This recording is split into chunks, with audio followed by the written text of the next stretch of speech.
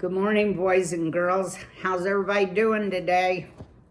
Well, we're getting ready to start chapter 19. If you remember yesterday when we read, Ragweed had come up with a great idea. Have a new club.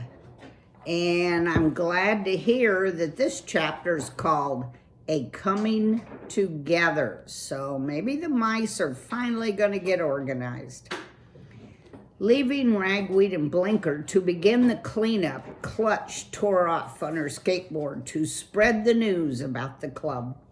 To each mouse she met, her message was clear. We're like making a cool new club. Really sweet. Know what I'm saying? But we need some dudes to set it straight or whatever. Lugnut and Dipstick were the first mice, she informed. The two musicians reacted with great enthusiasm and promised to go to the abandoned bookstore immediately. Keep your eyes waxed for cats, dude, Clutch cried after them. Clutch next informed her parents about the plan. Windshield, who was still working on the painting he'd intended for Ragweed, was particularly excited. Starting this new club, he enthused, suggests that we mice have reached a new level of major turning points. It means mice are beginning to see themselves as a community. Wait a minute. I think I got too many pages here. What has happened will affect many mice. These mice will affect more mice. The movement will spread. The whole world of mice is about to change. Speaking of spreading the word, boys and girls, I can make a connection right here. I would love you to spread the word about us reading. If you tell your friends, your family, cousins, then they can pull up Miss Polly. Well, you don't pull up Miss Polly, you pull up Polly McQuillan on YouTube, and they can start reading Poppy with us at any time. I'm sure they all need to have minutes on their reading logs also. So spread the word just like the mice are.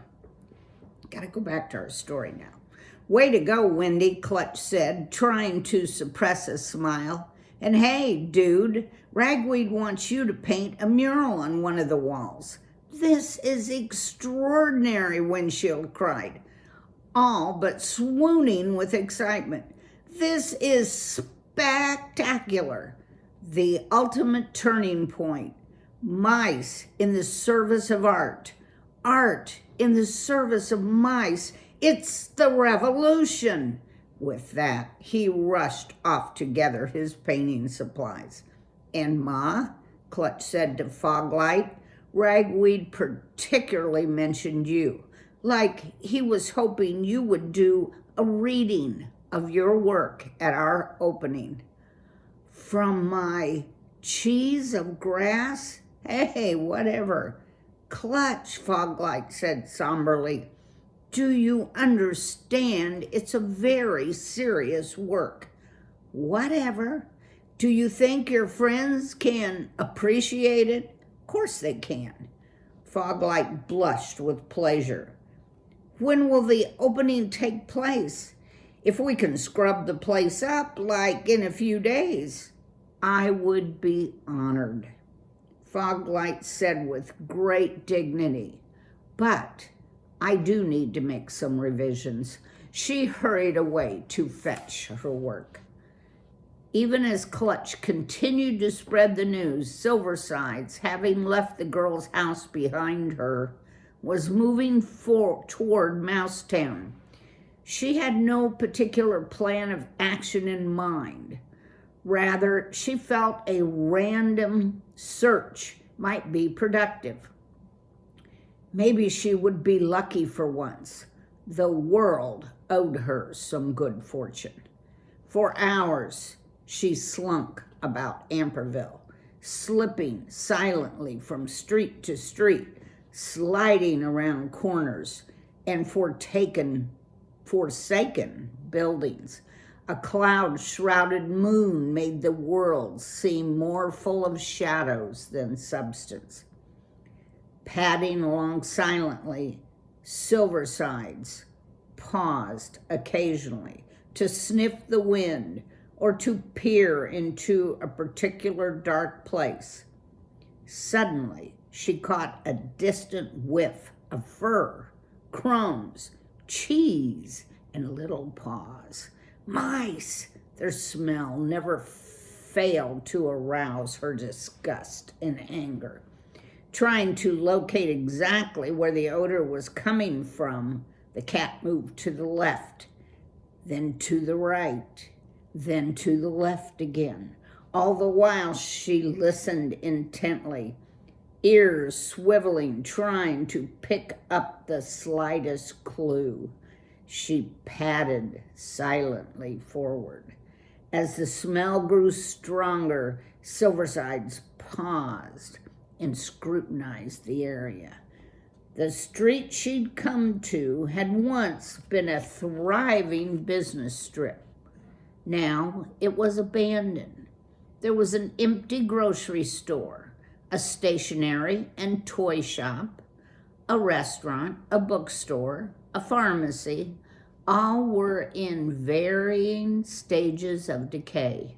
Not one revealed the slightest sign of life. Some had their front glass broken or cracked. A few lacked doors. Silversides inhaled deeply. The smell of mouse was so strong, she was certain it was coming from more than one mouse. She sniffed again. Yes, there were 2, perhaps 3 mice. Perhaps she had uncovered a major mouse nest. She examined the street in all directions, but still saw nothing suspicious. Leaping up on a high windowsill, she achieved an excellent view of the entire street. There she crouched and waited. Half an hour later, her patience was rewarded. Along the far side of the street, against one of the deserted buildings, she detected movement. Something was creeping along close to the building. Silversides opened her eyes very wide and watched. She saw the 2 mice moving along by starts and stops. Silversides was about to leap down and grab them when, at the last moment, she held herself back. Her instincts told her that there was more here than mere stink. She decided to watch the mice and see what happened. The 2 mice came to a stop in front of one of the deserted stores. Its name was painted on the window in once bright letters: The Last Independent Bookstore. Silversides heard the 2 mice squeaking to each other, but all she could make out was the phrase, "She said to leave our instruments home for now." The next moment, they popped into a hole and vanished from sight. Here's Silverside watching the mice to see what's happening. For a moment, Silversides regretted not having acted. Perhaps these were the only 2 mice involved. "No," she murmured. "Have faith in yourself, cat. You smelled something more. Be patient." When 2 more mice appeared, Silversides had the satisfaction of knowing that she had made the right decision. These 2 new ones were hurrying along the base of a dark wall. One, a rather fat mouse, was chattering with great excitement, so loud Silversides could catch some of the words. "A whole new trend, a turning point, a revolution." The 2 mice paused before the bookstore door, then disappeared into the same hole the others had taken. Now, have you thought about who these mice were? The first two were band members, and the second two were Mom and Dad. My, Silversides murmured to herself. Something is happening here. Something big. She stretched her legs with anticipatory pleasure. As she waited and watched, more and more mice appeared and made their way into the store. They came by ones, twos, and threes. Silversides watched them all with growing excitement. Then, for a long time, no more mice appeared. Silversides was content. If they go in, they'll come out, she told herself. Folding her front paws beneath her chest, she settled in for the wait. Okay, here we go. She's after the mice again. Chapter 20, The Great Cleanup. It was 2:00 in the morning when Lugnut and Dipstick arrived at the bookstore. Hey, dude, Lugnut said to Ragweed, we're here to be near. Cool, Ragweed said by way of welcome. Who's the pale one? Dipstick whispered into Ragweed's ear. His name is Blinker, a friend of mine in Clutches. He made formal introductions. Blinker held back shyly, preferring to look on. Ragweed asked the two musicians to start cleaning the main floor of bits and scraps. They set to with gusto, dragging and hauling. Windshield and Foglight were the next to arrive. Right away, Windshield took Ragweed aside and told him how important it was that this new club was being created. As he went on, Ragweed tried to be patient. Mr. Windshield, he finally interrupted, I have to work. Of course, Windshield explained. Work lies at the very heart of the mouse experience. It makes mice noble, even as it creates a common bond with all other mice. Like what we need, Ragweed explained, is some kind of mural on the wall. Know what I'm saying? Should be really sweet. Could you do it? Windshield's eyes seemed to glow with fire.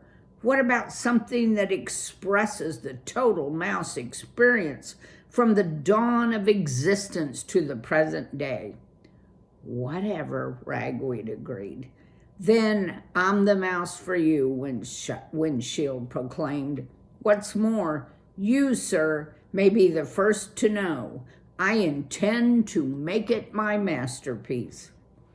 Over the next few hours, almost 100 mice arrived, virtually all slipping in silently through the front door, found their way to Ragweed and murmured, like Clutch sent me, dude, I want you to know, help.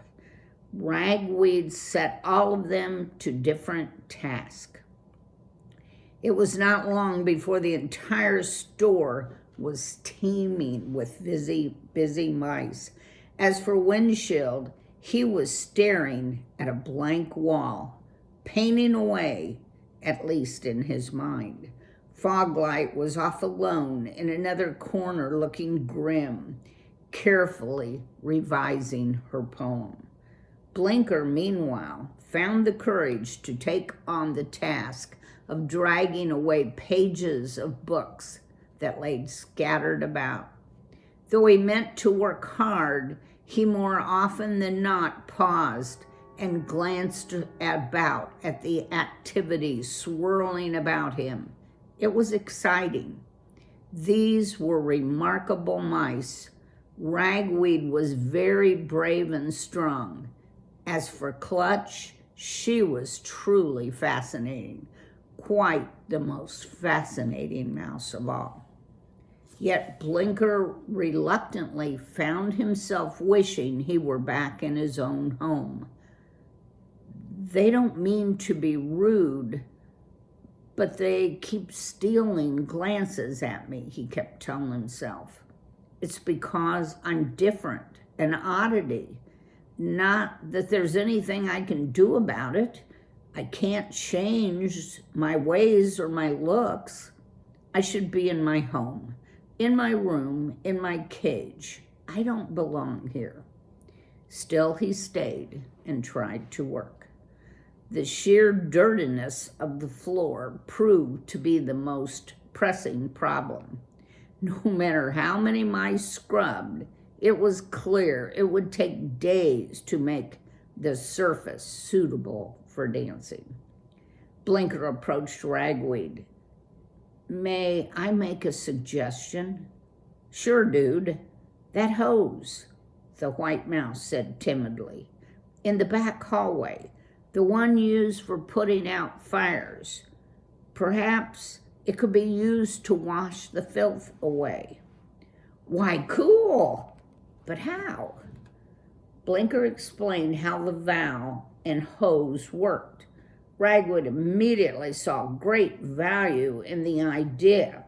Quickly, every mouse in the store was recruited to help with the job.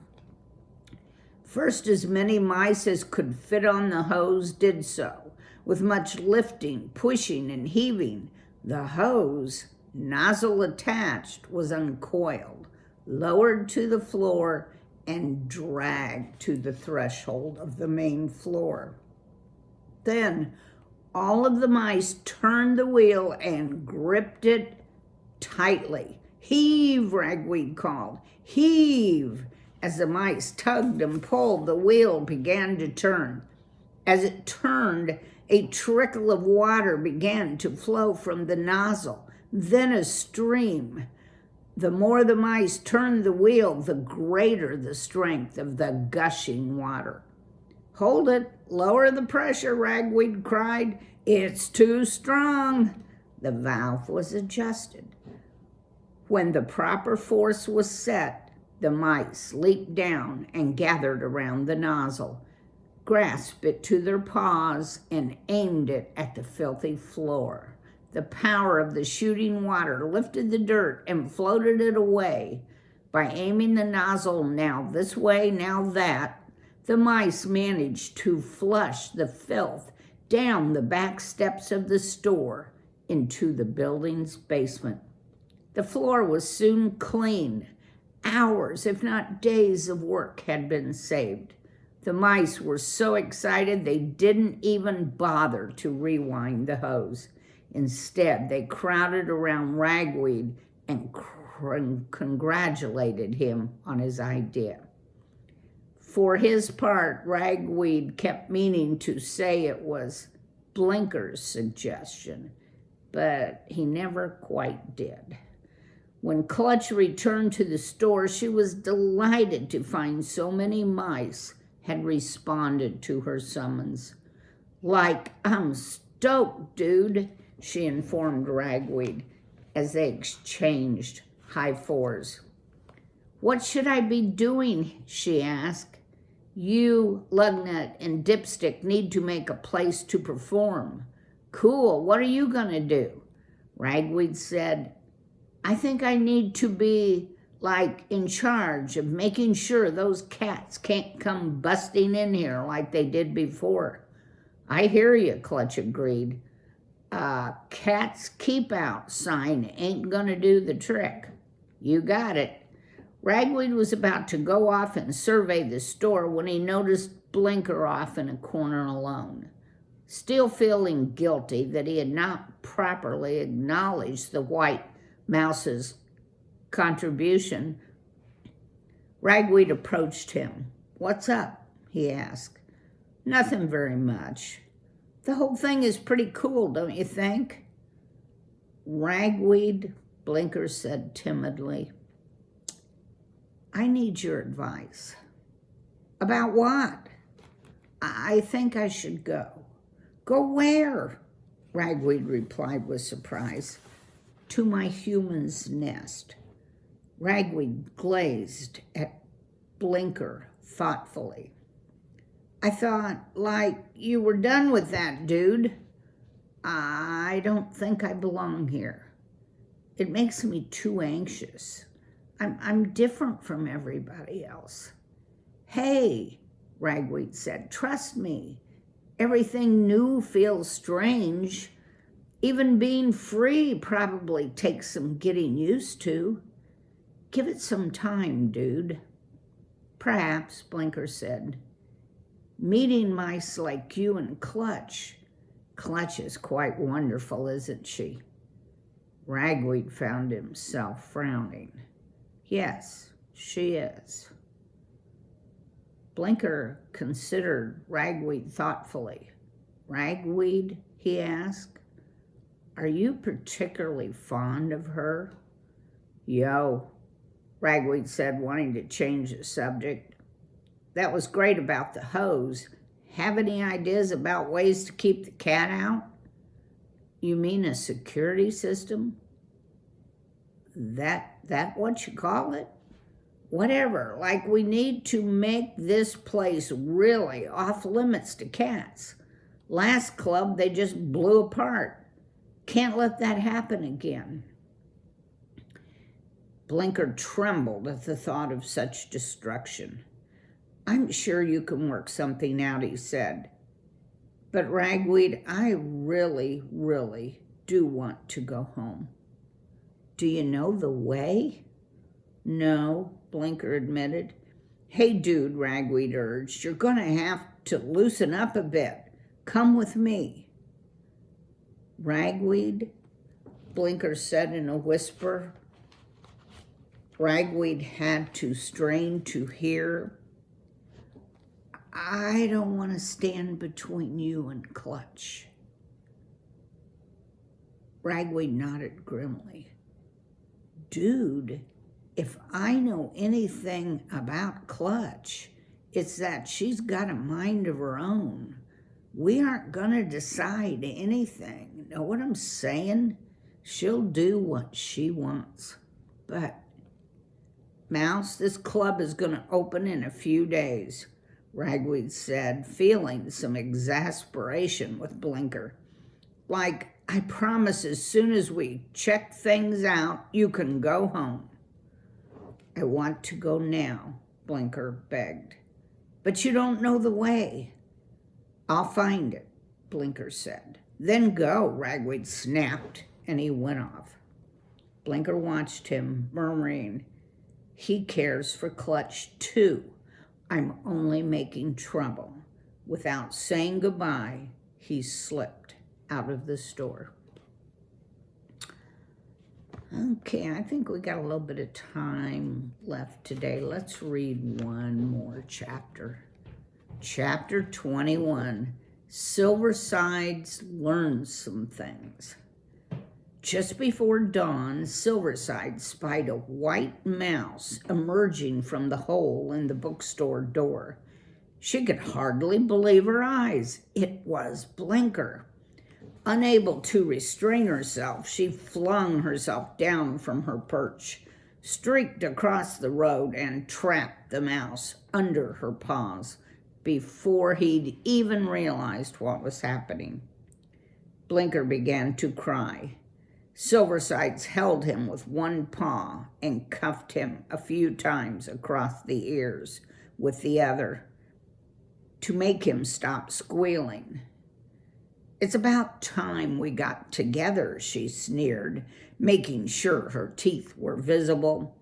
Now, quickly, what is going on? Going on? Blinker stammered. Silversides gave the mouse another cuff. You heard me. There's been a lot of you vermin going into this old store. I want to know why.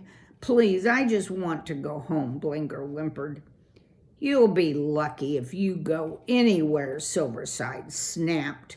Talk faster, I'll bite your head off. Once more, what's going on in there? And there is Silverside, and he's holding Blinker to the ground. It's an old bookstore, the thoroughly frightened mouse said. Are you suggesting that you mice are going in there to read? Silversides hissed. You're much too stupid. Hurry up. I want the truth. You're hurting me, Blinker squeaked. You won't feel anything unless you answer my question, Silverside snarled. It's Ragweed and Clutch, the mouse said haltedly. He's setting up a new... Ragweed, Silversides interrupted. Who's Ragweed? He's a golden mouse. He arrived in Amperville only recently. Silverside's eyes gleamed as brightly as her sequined collar. So that's his name. Suits him, and I bet anything that this Clutch has green hair. Am I right? Yes, Blinker replied, even more frightened by what Silversides already knew. Are they friends of yours? I think so. Of course they are. You're a gang, a conspiracy. Go on, what are you plotting? We're not plotting. It's just a new club for the mice, Blinker managed to say. A new club? Silversides cried. How dare they? They should be staying home and taking care of their filthy children. Silversides, Blinker pleaded. Please, I don't know anything about it. The cat, her paws still holding Blinker down, said, Look here, Blinker. You want to live, to go home, and I suppose you want those two particular friends of yours to live, don't you? Oh, yes, please, Blinker pleaded. You mustn't hurt them. They're so kind, so nice. Silversides gave Blinker another swat. Don't worry, I'll protect your friends. But first, you're going to get back to the club and find out how I can get inside. Oh, no, the mouse cried in horror. Don't make me do. Silverside struck Blinker anew. You either act as I say, or your two friends will become cat food. Do you understand me? Oh, yes, but Yes or no? Yes. With her teeth, Silversides plucked up the mouse by the scruff of his neck and carried him, dangling, back to the girl's house, where she dropped him by the still locked door. The girl left it open for you, mouse, not me. Now go inside and make sure she sees you. Do you understand? But I expect you to make your first report about the club tomorrow night, right here in the yard. Do you understand? Yes, Blinker murmured. Silversides leaned against the cat door. It opened just wide enough for a trembling Blinker to call through. He went up the stairs of the house and into the girl's room. Once there, he took a deep breath, feeling a great sense of comfort and security. He was home. He had started for the girl's bed when he fully realized what he had just agreed to do for Silversides. Dread engulfed him, but at least Clutch and Ragweed won't be hurt, he whispered to himself. The cat promised. Instead of getting on the bed, Blinker went to the window where he looked out into the world. It was dawn. The tears that fell alongside his cheeks were almost as big as he. Silversides, meanwhile, made her way to Gray Bar's sewer home. When she arrived, the vice president of FEAR was deeply immersed in a meal consisting of the remnants of a double cheeseburger with soggy pickles, along with a packet of French fries so limp that they might have been spaghetti. Ketchup was smeared over a large portion of his face. "What's up?" he asked when Silversides appeared. "Come for a decent meal?" "I've got something going," Silversides announced, grimly ignoring Graybar's words. "Something big." Graybar's eyes narrowed. "What?" We can wipe out a lot of mice in one blow." "Whatever you say," Graybar replied with his usual indifference. "Sure you don't want some cats?" "No." "And Graybar," Silverside said. "What's that?" "I'm the head of FEAR."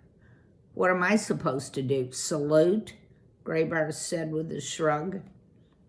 Silversides returned to the girl's house, found a makeshift place to sleep among the bushes in the backyard, and nodded off. But before she slept, she reviewed her goals. Get rid of 3 mice. End FEAR. Leave Amperville. Never come back.